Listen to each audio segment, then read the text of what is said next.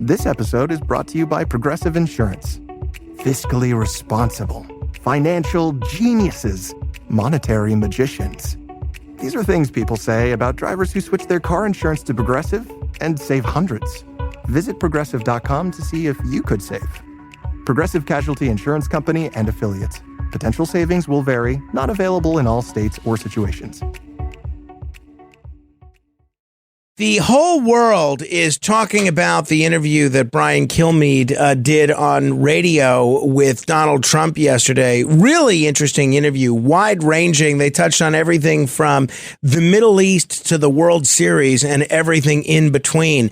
Very, very pleased to welcome back for our weekly sit-down, New York Times bestselling author, nationally syndicated radio talk show host, the co-anchor of Fox and Friends on Fox News, the one and only Brian Kilmeade. Brian, congratulations on a terrific interview.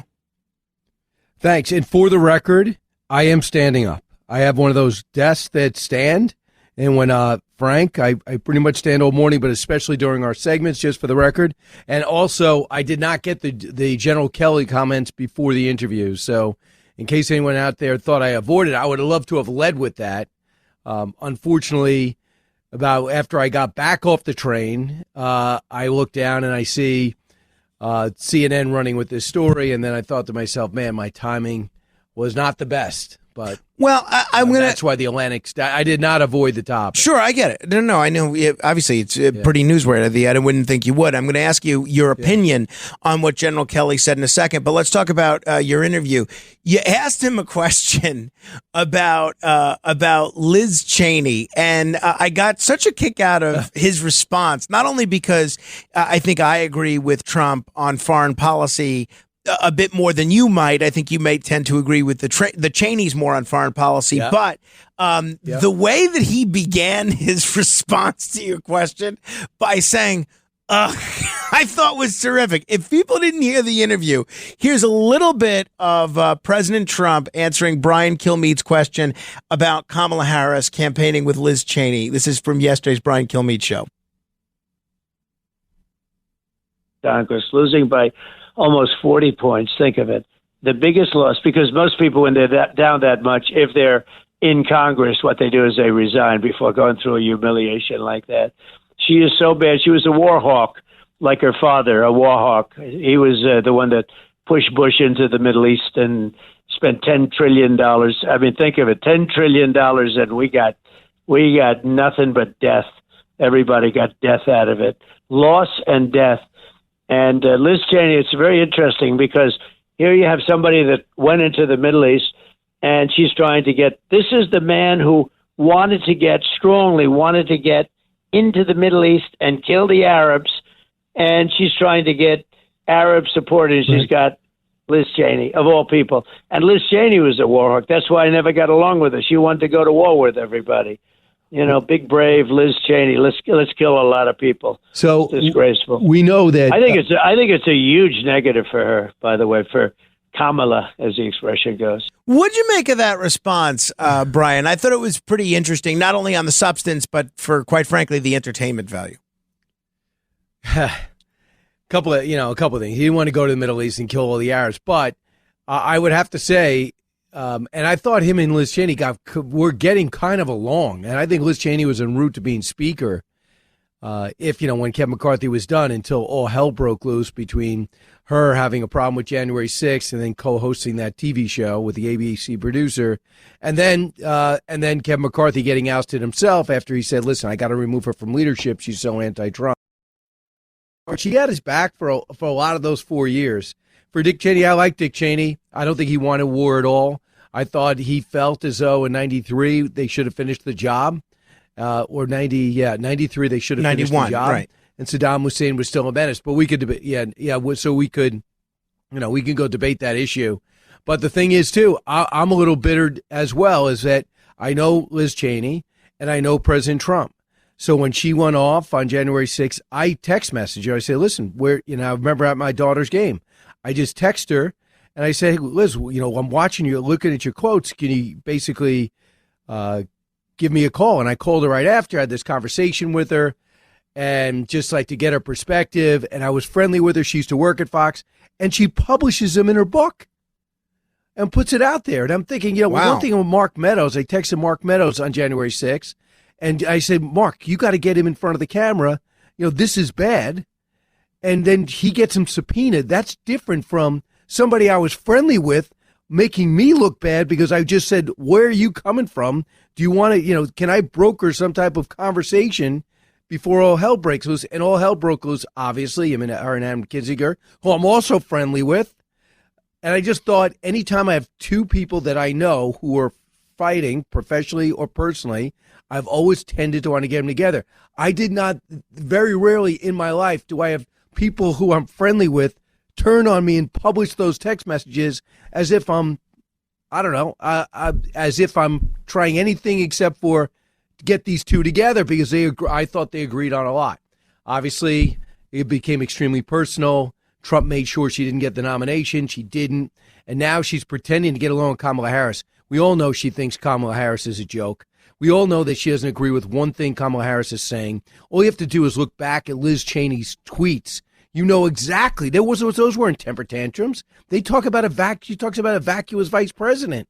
She can't sit there and try to tell people that they get along. Don't you think that Liz Cheney is the hypothetical Republican that Kamala Harris is talking about putting in her cabinet if she gets elected? I would assume that's who it is.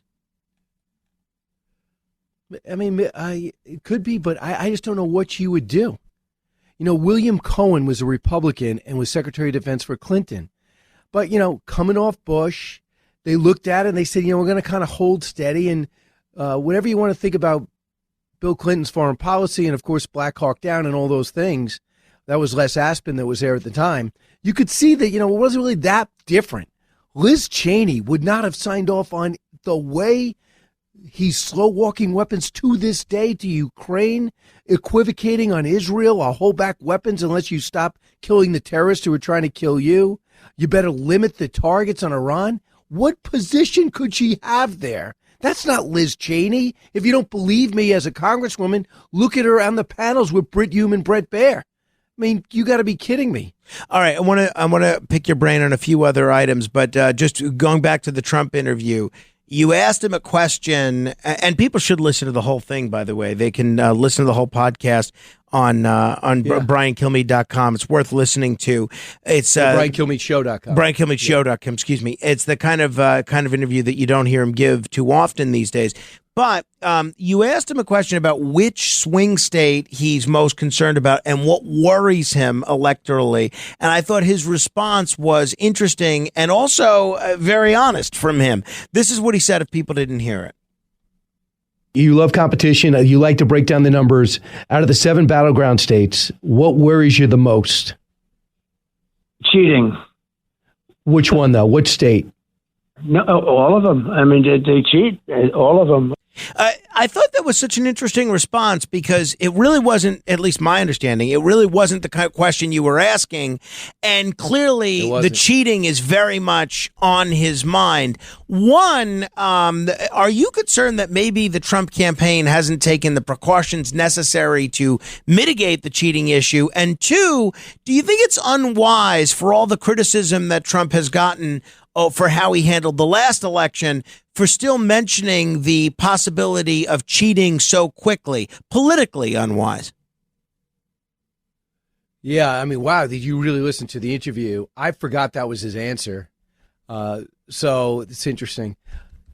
I think he's worried about it. I think he's just acting like a human being. He believes what he believes. It's not a joke in 2020. He believes what he believes. I'm not going to bring it up. It doesn't work for me because I believe that Joe Biden won the election. So, and I have no interest in going back 2020 when I'm finally we're all 2 weeks away from 2024. Who cares? But I do think they've gone to tremendous lengths. That was Ronna McDaniel's whole focus. They got people angry. They said, focus on the ground game. No, he goes, she said, I'm focused on integrity of the election. And same thing with Laura Trump. That's her big focus as co-chair of the RNC. So, I think it's a worry of his, but I don't think they could say they haven't been aware of it. Look, Georgia thing is straightened out. I'm worried about Arizona taking another week. I see the Michigan Republican Party fell apart, even though he's doing very well there. So you wonder about that. But I just think that there's such scrutiny on this election. for America, not Republican or Democrat, I can't see someone having the audacity to pull off some sophisticated cheating operation or unsophisticated one because of the stakes and the attention. I mean, I see these ads out now in New York for poll watchers. And I've had people come up to me, I'm going to be a poll watcher. I go, I didn't even know you voted. Oh, no, I'm going to do it.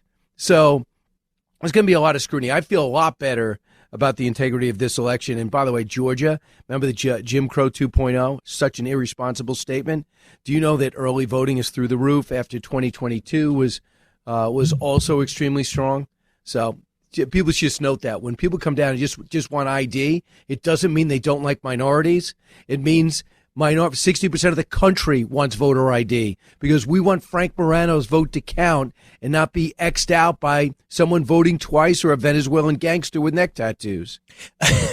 Obviously, you alluded to the situation involving General Kelly. General Kelly's gone on record now, both to the Atlantic and to the New York Times, saying that when he was working in the Trump White House, which he did obviously as Homeland Security Secretary and then as the Chief of Staff, that Trump had some nice things to say about Adolf Hitler. Here's a little bit of the audio that's been released of General Kelly speaking about Trump and Hitler. He commented more than once that, that Hitler did some good things too. And of course, if you know history, again, I think he's lacking in that.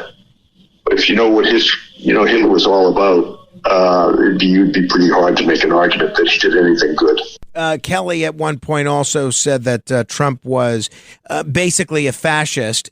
Trump has responded calling General Kelly a lowlife and a total degenerate.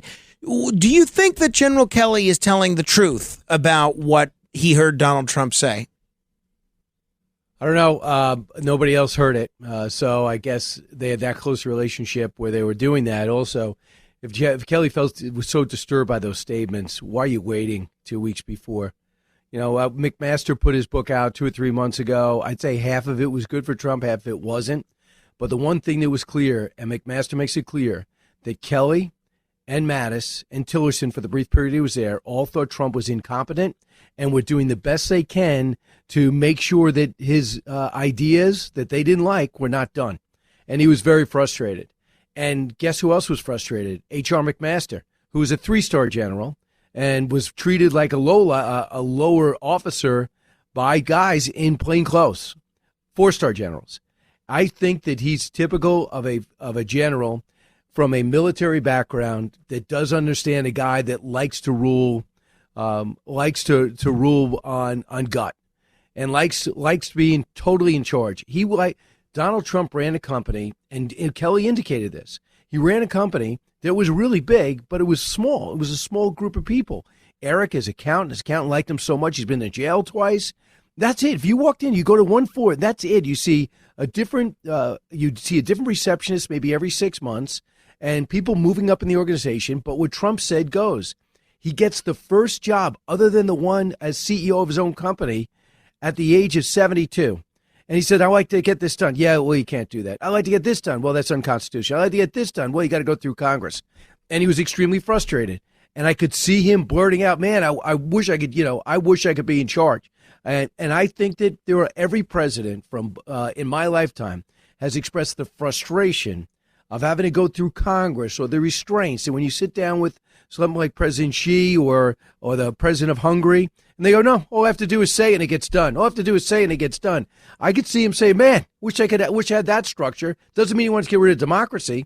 The other thing, Frank, is if you and I are friends or you work for me and I work for you, you go tell me something about, your relationship you're having, about a kid you're frustrated with, about a policy that can't get out of gear, or you go back in history and say something that is controversial. You kind of think that it's still staying in the room.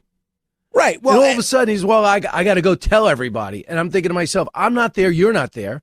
Kelly comes out and says this clearly to do the best he can to make sure he doesn't become president.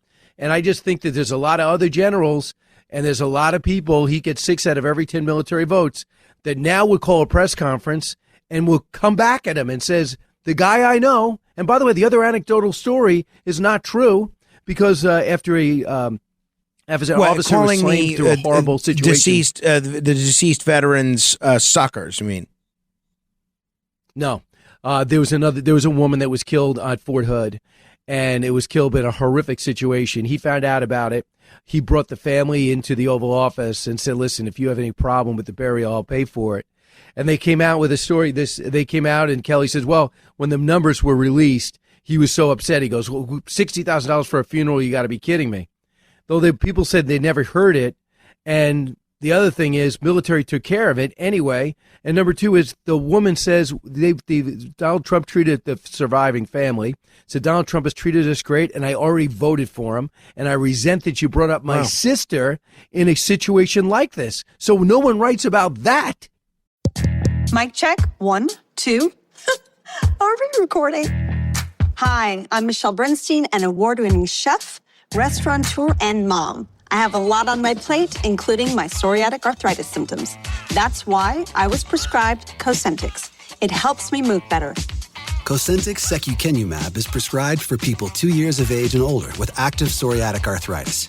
Don't use if you're allergic to Cosentyx. Before starting, get checked for tuberculosis. An increased risk of infections and lowered ability to fight them may occur, like tuberculosis or other serious bacterial, fungal, or viral infections. Some were fatal. Tell your doctor if you have an infection or symptoms like fevers, sweats, chills, muscle aches, or cough, had a vaccine or plan to, or if inflammatory bowel disease symptoms develop or worsen. Serious allergic reactions and severe eczema-like skin reactions may occur. Learn more at 1-844-COSENTYX or Cosentyx.com. Ask your rheumatologist about Cosentyx. Choosing a bottled Starbucks Frappuccino drink that's all flavor and just 100 calories? Easy. Choosing between creamy vanilla, double chocolate, and sea salt caramel flavors? A little harder. Try the delicious new Starbucks Frappuccino light drinks. Look for them wherever you buy groceries. Start with Starbucks coffee. If your brain is at full capacity with to-dos, birthdays, dinner plans, meet Skylight Calendar. It syncs your entire family's schedule onto a sleek digital display, so you focus on important things, like where you left your coffee. Right now, Skylight is offering our listeners $30 off their 15-inch calendars by going to skylightcal.com/talk. Go to skylightcal.com/talk for $30 off your 15-inch calendar. That's skylightcal.com/talk. Speaking of Donald Trump, I saw you at the Al Smith dinner last week that he spoke at, and it was interesting. I thought his remarks were pretty interesting. I thought what he had to say in terms of commentary was pretty interesting.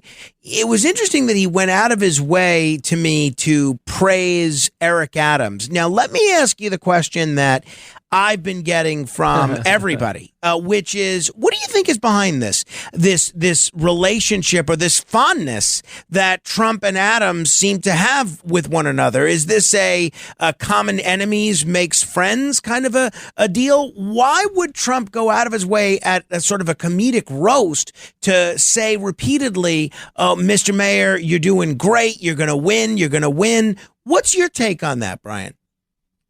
Well, I don't think they even talked. I don't even know for sure they've even met. So I think he worked the dais. When De Blasio, he says the worst ever. You were terrible. He did. He ruined the city. He thought it was impossible. Whatever you think of Bloomberg, who obviously hates Trump and put billions to make sure he doesn't get elected, he was really good. He was really good mayor. Rudy was maybe one of the best mayors in my lifetime. And they straightened out a city. They told us it was impossible. So Adams comes in and he starts speaking his mind. And Trump looks at it and goes, is it a coincidence? That's when things started falling apart, when they stopped talking to the White House. Now, there's going to be another raft, I guess, of indictments that might make it seem a real distant dream that this is a personal vendetta against Adams for speaking out against the White House. But if it's the way it stands right now, and what Adams remarks right after the indictment, he believes there's a direct relation. And this never, and Trump hasn't looked at the case. Trump hasn't, examined it and with lawyers and said, I make these comments at the Al Smith dinner. He's saying a lot of commonality here. And you know what? I looked at Adams. He was sitting right behind me and he smiled and he nodded. So that's what he's been holding. Don't be surprised if Adams votes for Trump. Well, I'm sure he is. I don't think there's a doubt in my mind he's voting for Trump. I mean, it seems the whole Adams legal strategy right now is to hope Trump gets elected. Brian, lastly, World Series starting tomorrow, Dodgers, Yankees. Give me a prediction. Yankees in 7. Yankees in and 7. I think this is Yankees in 7. You're not taping this, are you? you would never bring this back, would you? I do. And the thing is, too, I think it's so great for baseball that needed a break. Ohtani, bigger than life, and Judge, literally bigger than life. And both are fantastic human beings, it seems, through our interpreters anyway. They seem like solid people. Judge is off the charts, a great person. Everybody that talks to him says it. Almost Jeter-esque in his approach, and looks like a superhero. And I think they're both going to have great series. Both. And I just think that the regional game is going to be a national story for the first time in a long time. The people are going to go, I'm watching the World Series. No offense. If it's Royals, Cardinals, congratulations, Missouri. But New York, Los Angeles, with stars like this, I think the rating is going to be through the roof. All right, Brian, we're going to have to end it there. But you can catch Brian Kilmeade on Fox and Friends and on his own nationally syndicated radio show, middays all over the country, including many of these great radio stations. Thank you, Brian. See you next week. Stay within yourself, Frank. With so many options, why choose Arizona State University? For me, the only online option was ASU because of the quality. Their faculty was really involved with their students and care about your personal journey. The dedication to my personal development from my professors, that's been extremely valuable to me. Earn your degree from the nation's most innovative university. Online. That's a degree better. Explore more than 300 undergraduate, graduate, and certificate programs at asuonline.asu.edu.